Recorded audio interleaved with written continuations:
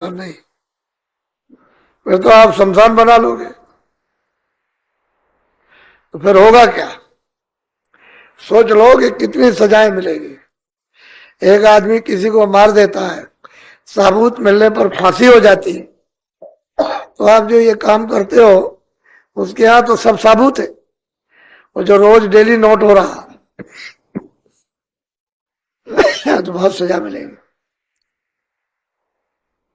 कोई हिंदू मुसलमान सिख ईसाई कोई भी बच नहीं सकता, सख्त उसको दो जग में सजा। सब सजा मिलेगी जब फकीर महात्मा,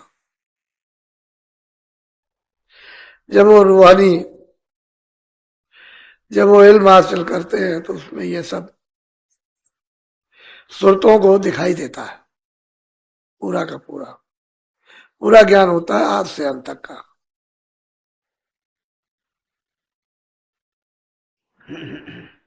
बोलो।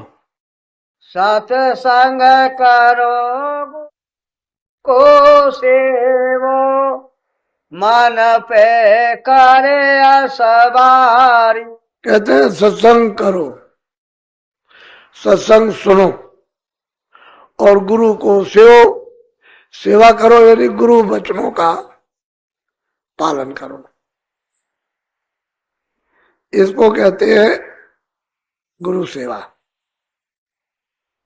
मान लो तुम 1000 मील दूर हो, जो सत्संग किया है, वचन सुने, उसका पालन करो, ये गुरु की सेवा।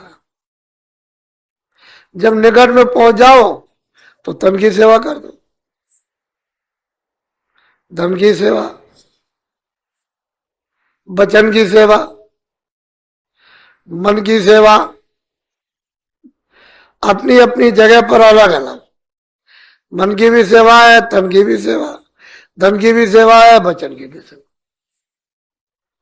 और फिर अंत में सूरत की सेवा नहीं, रूह की खिदमत। वो रूह से खिदमत की जाती है, सूरत से सेवा की जाती है, वो सर्वोपरि है, अलग अलग है। तो कहते हैं कि भाई तुम वचन सुन, सत्संग करो, वचन को सुनो और वचन को सेवो, यह है गुरु सेवा। बोलो। तुमको की अपनी बुराइयों की, अपनी कमजोरी की, छल की, कपट की, फरेब की, अपने काम की, क्रोध की, लोभ मोह अहंकार और हिंसा की, सब आपके सामने फरियाद कर रहे हैं। और समर्थ है, सब कुछ कर सकते। तो जो ऐसे हो जाते हैं वो गलती नहीं करते। इस तरह की जो प्रार्थना करते हैं वो आगे गलती होने नहीं देते हैं, पीछे की माफी मांगते हैं कि कभी किए होंगे हमको नहीं मालूम, आज समर्थ हो, सब जानते हो। आप उन संचित कर्मों को दाह कर सकते हो, करा सकते हो।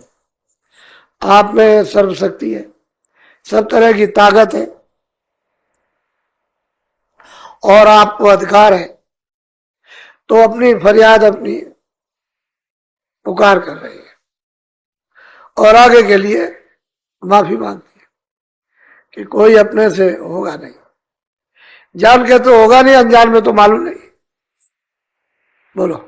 भाग्यहीन में क्यों हुई स्वामी तुम दरबार। अब आपके दरबार में आ गई हूं और ये समझकर कि आपके चरणों में छुटकारा हो जाएगा, तो ये तो मैं जानती हूं कि मैं भागी हूं, और इसीलिए हमको इतनी देर हुई आपके पास पहुंचने में, समझने में, लगने में। लेकिन जब ये जान लिया कि आप समर्थ हैं, तो अब मेरी ये पुकार और दया आप ही से मिलेगी और किसी से मिलेगी नहीं। ये प्रीत प्रतीत विश्वास